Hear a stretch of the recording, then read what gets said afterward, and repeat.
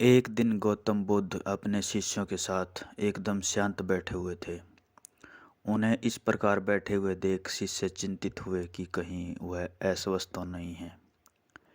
एक शिष्य ने उनसे पूछा कि आज वह मौन क्यों है? क्यों शिष्यों से कोई गलती हो गई क्या? इसी बीच एक अन्य शिष्य ने पूछा कि क्या वह अस्वस्थ हैं? इस पर बुद्ध मौन रहे। तभी कुछ दूर खड़ा व्यक्ति जोर से चिल्लाया, आज मुझे सभा में बैठने की अनुमति क्यों नहीं दी गई है? बुद्ध आंखें बंद करके ध्यान मग्न हो गए। फिर वह व्यक्ति फिर से चिल्लाया, मुझे प्रवेश की अनुमति क्यों नहीं मिली? इसी बीच एक उदार शिष्य ने उनका पक्ष लेते हुए कहा कि उसे सभा में आने की अनुमति प्रदान की जाए। बुद्ध ने आंखें खोली और बोले, नहीं, वह अछूत है, उसे आज्ञा नहीं दी जा सकती। यह सुनकर शिष्यों को बड़ा आश्चर्य हुआ। बुद्ध उनके मन का भाव समझ गए और बोले, हाँ, वह अछूत है।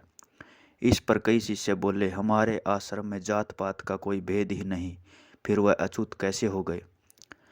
तब बुद्ध ने समझाया, आज वह क्रोधित होकर आया है। क्रोध से जीवन की एकाग्रता भंग होती है। क्रोधी व्यक्ति प्राय मानसिक हिंसा कर बैठता है।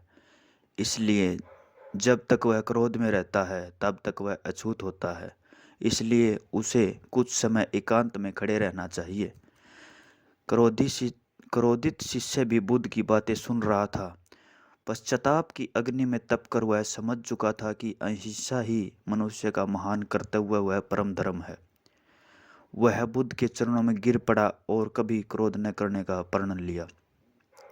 तो दोस्तों, इस कहानी से हमें यह शिक्षा मिलती है कि क्रोध के कारण व्यक्ति अनर्थ कर बैठता है और पश्चाताप उसे बाद में होता है, जिसका कोई लाभ नहीं मिलता। इसलिए हमें क्रोध नहीं करना चाहिए। असल मायने में क्रोधित व्यक्ति अछूत हो जाता है और उसे अकेला छोड़ देना चाहिए। क्रोध करने से तन, मन और धन तीनों की हानि होती है। क्रोध से ज़्यादा हानिकारक कोई और वस्तु नहीं है। वीडियो देखने के लिए धन्यवाद।